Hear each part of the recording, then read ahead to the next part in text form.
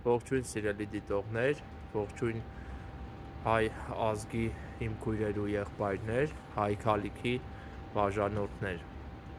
Հայ առաքելական եկեղեցու շուրջ տեսնում ենք ինչ իրադարձություններ են զարգանում եւ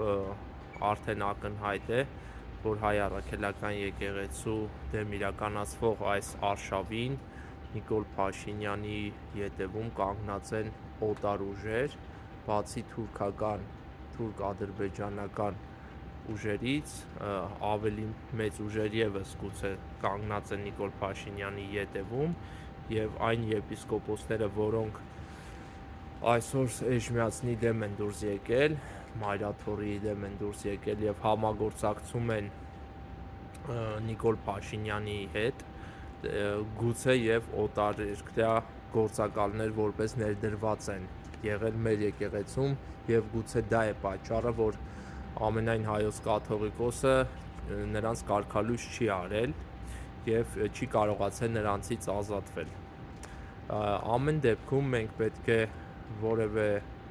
ակնթարթ չկասկածենք մեր հաղթանակի,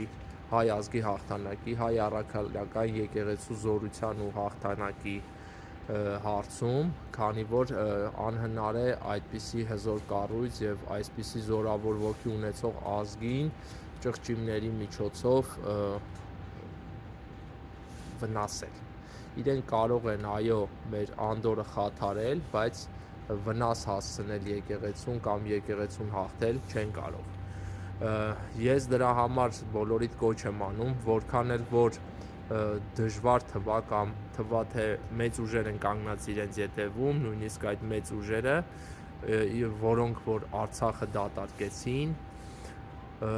իզորու չեն մեզ ծնկի բերելու, մեզ հաղթելու։ Մենք ենք հաղթելու,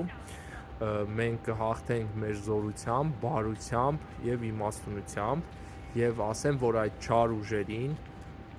չի հաջողվում նաեւ այլ ծրագրեր եւ թող չթողվա թե իրենք ամենակարող են։ Երբեք չմտածեք, որ իրենք ամենակարող են եւ կարող են իրենց չար ծրագրերը իրագործել։ Կիսվեք այս տեսանյութով եւ ամուր եղեք ոգով, հավատացեք ու զորավոր եղեք, միմյանց նկատմամբ կամեցող եւ վստահող եղեք եւ մեր սուրբ հայ առաքելական սուրբ եկեղեցու կողքին մենք հայ ազգի մարդկանցով հաղթելու ենք